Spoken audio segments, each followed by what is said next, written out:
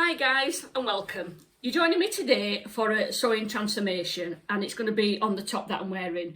I'm not really feeling the top anymore, but if you can see, the front is absolutely beautiful. It's full of glistening beads and it's just a top.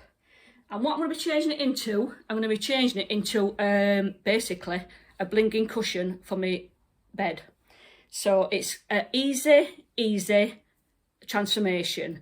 And obviously, the bigger size that you are, the larger cushion cover you can do. So with this, with the front and back, this is obviously going to be the front, and the fabric on the back will be the back of the cushion cover. So let's get started. So the cushion case that I'm going to be doing, and it's an 18-inch cushion, so that's the size that I'm going to be going it to. I'm not going to be putting a zip in it because my mother-in-law sent me a bag of, literally there's all sorts in it, ties, canvases, but what I found in them was these snaps that I think these are perfect for going on the bottom of a quilt. So you can see there, but these just pop in so easy. So what I'm going to be doing is on the bottom of the cushion, I'm going to be putting one of these instead of a zip. And there's lots of different ways you can finish a cushion case off. You can put a zip in, poppers like this, or you can make it an envelope back where you do one piece larger than the other. You put your cushion case in, but then it overlaps at the back. So it's like an envelope finish. So this is what I'm going to be using to put on the bottom of it. So let's start off by getting it cut out. So I've got my top and I've got it right side facing up so I can see the bling. So I'm going to make sure at this point that I'm going to get all the bling in. So I'm going to lay the cushion, and it's a stretch fabric, this top. So I know it's going to stretch to fit the cushion case because it's just a little bit narrow on my top, but I'm not concerned about that because, like I said, it will stretch. So I'm going to fetch that down. Set that up there. I'm going to leave, cut it a little bit bigger for the seam allowance. Now, this fabric doesn't fray, so I'm not going to be overlocking it. I'm just going to basically be straight stitching it. This is literally going to take me no time to do.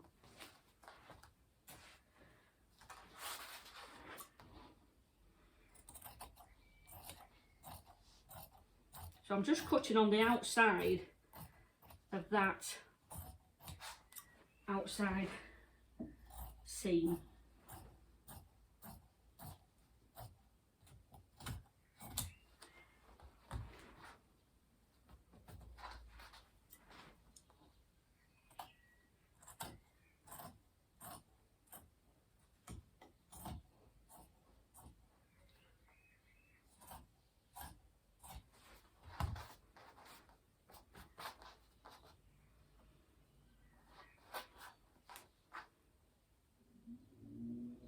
Okay, so that's good.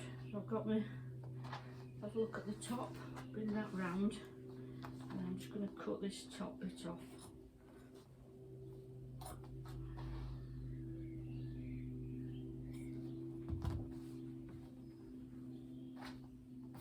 Right, so what I'm going to do here on the top, where I've got that, the next seam that I did, I'm going to actually just unpick that, and that's going to give me the extra that I need for my seam allowance. Right, so I'm just going to start by unpicking that stitching like I said.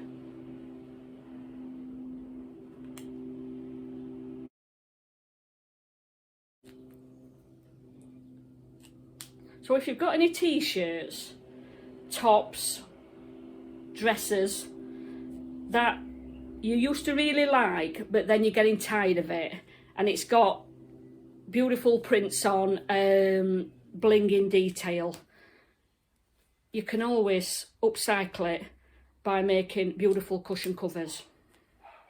I've done this quite a few times actually. I'll actually show you the blinging one that I've got upstairs, that I made from a dress, and it's all beaded. So there was a bit of hand sewing on it, but it really was lovely at the time. But because it's got like a chiffon base top, there's a bit of an area on it now which it's a bit tired. So, but I got my summer stuff down. literally the other day, and then when I got this out and I thought, no, I'm not really feeling it. So I just looked at the front and I thought, and I'm needing a cushion on my bed because I haven't got one on at the minute.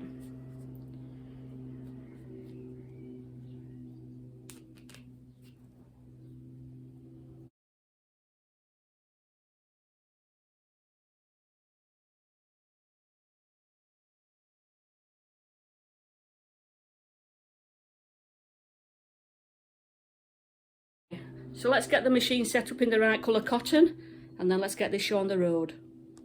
So I've just set my machine up in a dark colour thread, and I've cut this down to the sizing. Now, because obviously I've got these poppers running down the middle, I've actually put a zip foot actually on my foot so it'll run down the side. And obviously I'm going to be stitching both sides of this. So I'm going to start by stitching this straight onto the cushion piece. So let's get started.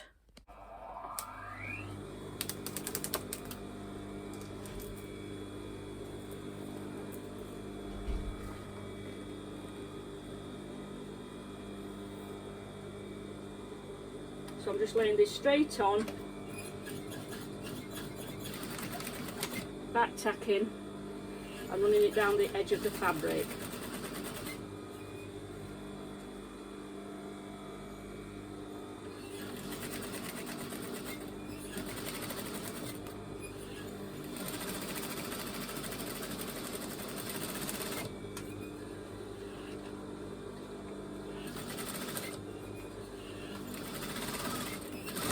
Back tacking that.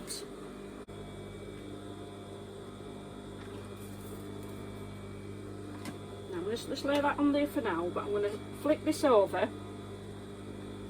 because I need that to be mirroring what it is on this side.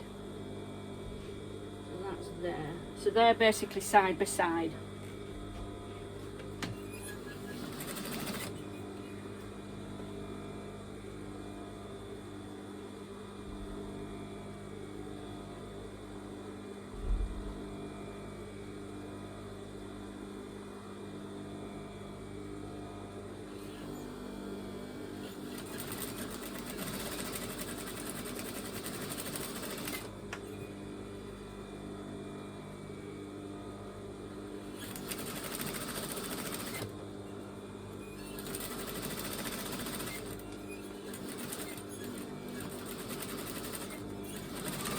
Just being careful that I'm running at the side of those poppers and not stitching on them, because if you do, your needle's going for one.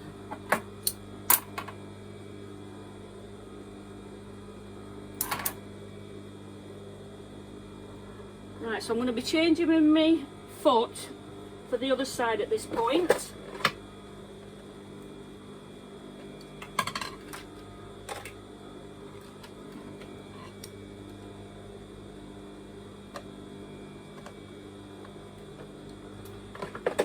The reason why you're changing your foot is because the hole, if you can see, is on that side. You can see the hole there.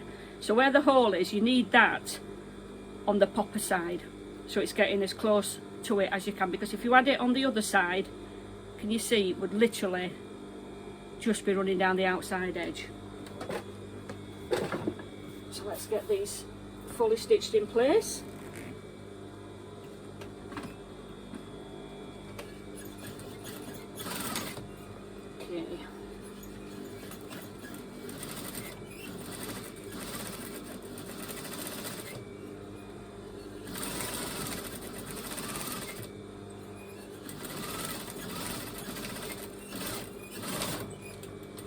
A back tack on the end and the beginning.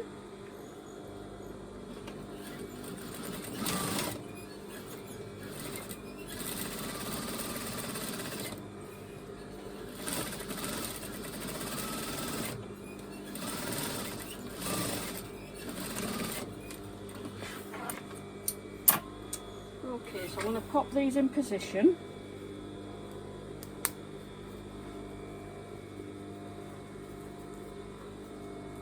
Basically just closing that end up.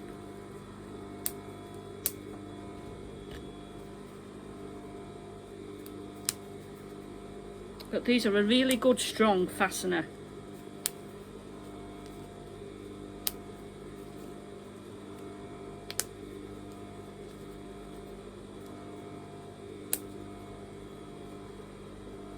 So let's get the sides run up now then. Oh, let me put my proper foot on.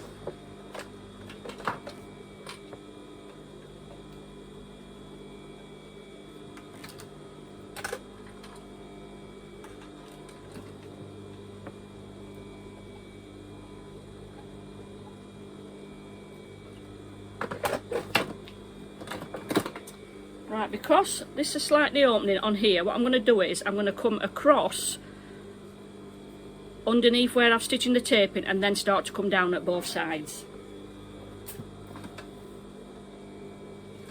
So I'm actually going on the same stitch line there.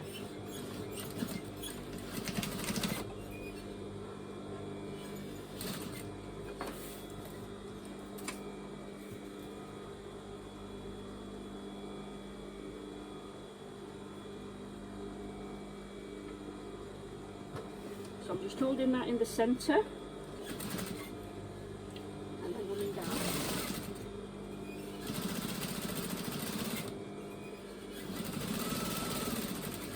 And I'm feeling with my hands because obviously I've got that those blinging stones, so I'm feeling here that there's none of those in the way, because if the needle is one of those, it's obviously breaking straight away.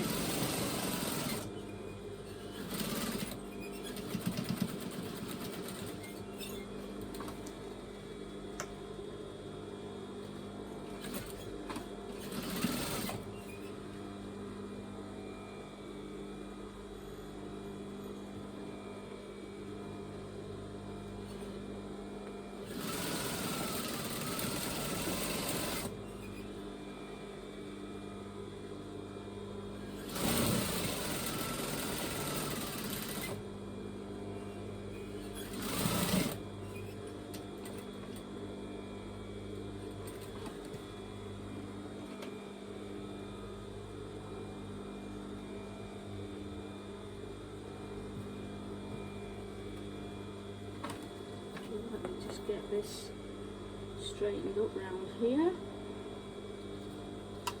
There we go.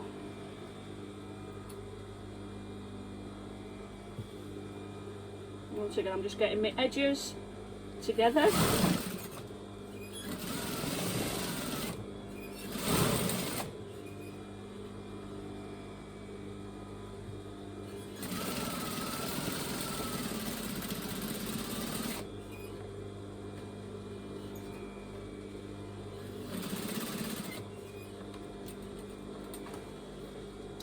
Bringing this across, really meeting that corner. So what I'm going to do now, I'm just going to go to the corners and literally cut the corners off. So when it's poked through, I'll get a sharper corner because there won't be any bulb there.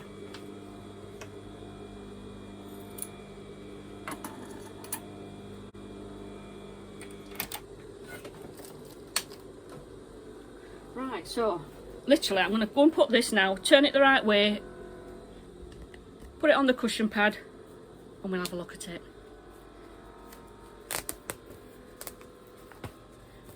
Turning it, pushing the corners out.